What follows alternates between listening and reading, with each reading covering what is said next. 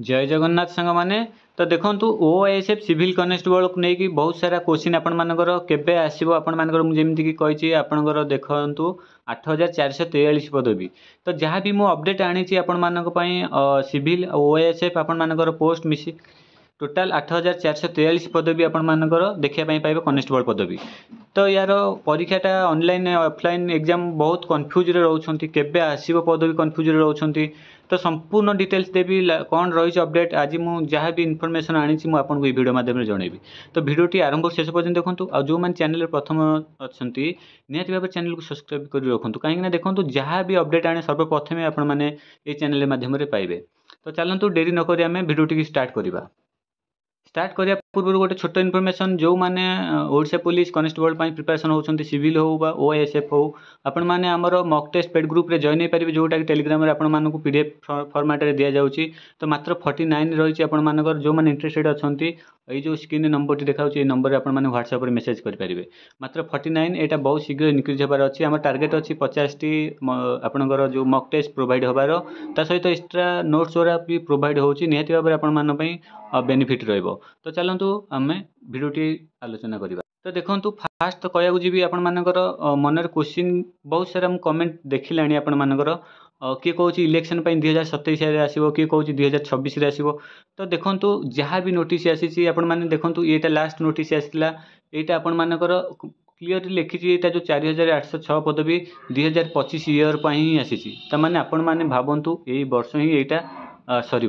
तो केबे आसीबो मु लास्ट को कहबी आपण मानको आउ गोटे देखौछि आपण मानको। तापर एटा देखंतु आपण मानकर भी क्वेश्चन थिला एज रिलैक्सेशन सिविल रे दबो बोली।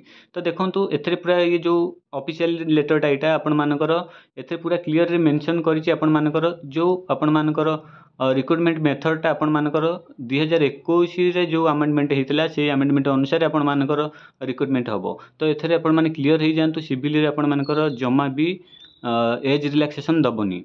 तापर ओएसएफ रे दबार 90% चांस अच्छी 3 वर्ष नदब जदि आपण माने भी एज आनीपारे। तो रोचे आपण मानकर केबे आसीबो। तो फास्ट मुझे आपको मोटिवेट करने चाहिए आपण माने प्रिपरेशन जो मैंने करूना से मैंने हारियाटा ही सुनिश्चित प्रिपरेशन कंटिन्यू रखु कहीं 2025 आरंभ वर्ष आरंभ कही 2025 आपण बहुत गुरुत्वपूर्ण। देखो एज आपण मानकर 1 जनवरी की सदा बेले काउंट करा जाए।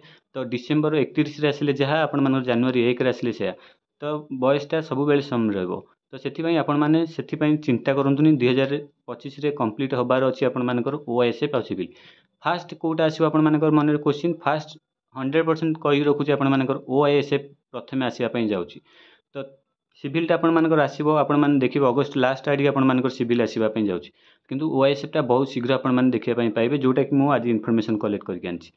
तो बहुत शीघ्र आपण माने शॉर्ट नोटिस देखिबे आउ तार नोटिफिकेशन देखिबे आउ अप्लाई भी करिवे। तो सेति आपण माने पूर्व पूरा सजग होई रुहंतु प्रिपरेशन रे पूरा दृढ़ होई रुहंतु नले आपण माने बहुत माने लेवल कम रे रही जिवे कंपटीशन एते हाई जीवो आपण माने बहुत तळे रही जिवे।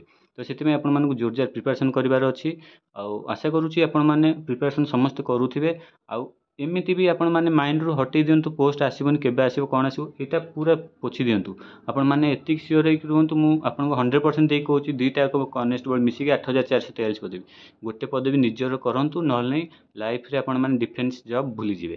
तो ये इनफॉरमेशन वीडियो भल लगी निहत लाइक करूँ और चैनल को डेफिनेटली सब्सक्राइब कर रखुँ।